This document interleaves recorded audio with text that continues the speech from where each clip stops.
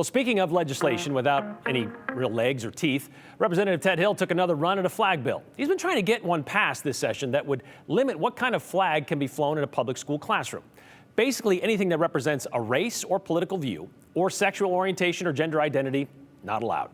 The first one made it through the House Education Committee, but today he brought it back with a little added bonus.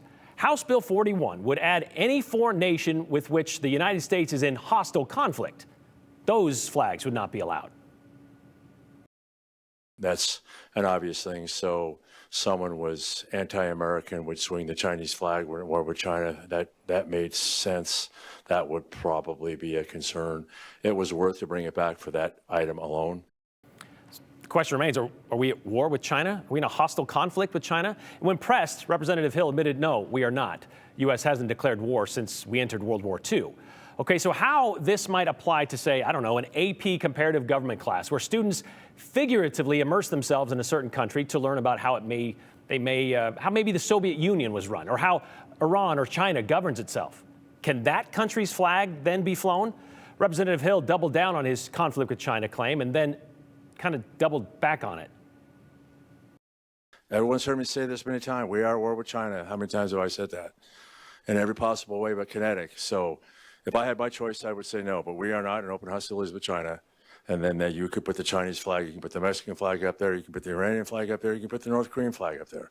We are not in open hostilities. The only ones we're really actually fighting in the background, informationally and everything else, is with the North Koreans, the Russians, and the Chinese. We all are. Okay, so the North Korean and Chinese flag would or would not be allowed? And what about my freak flag? Can I let that one fly? The Soviet Union flag, Representative Hill said that's a no-no because, after all, that represents communism. What about the display of the Confederate flag and what that represents?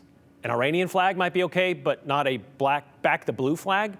And who decides what foreign nation we are in conflict with at any certain time? Do we have to wait for World War III to be declared? So many questions, one of which was asked by Representative Dan Garner. Does your bill outline who decides that? Is that the school board or is that some other entity, or how is that decided? Representative Hill.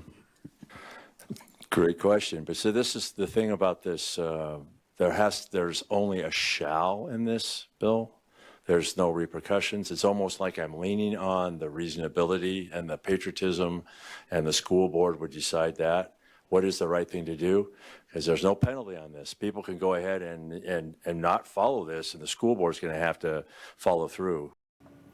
So House Bill 41 carries no teeth, no penalty, and Representative Hill is just hoping people are going to be reasonable and patriotic about it. Perhaps the biggest question then, do we need a law to suggest people do the right thing? And if Representative Hill is just hoping school boards will handle it, why not just let them? Because if they haven't yet, maybe it's because it's really not an issue. And we tried to ask these questions of Representative Hill today, but we just couldn't coordinate a time when he was available. House Bill 41 was passed through the House, or through the committee, to the full House. By the way, another flag bill was introduced today by Representative Heather Scott to put more parameters on what flags can fly on state, county, or city buildings.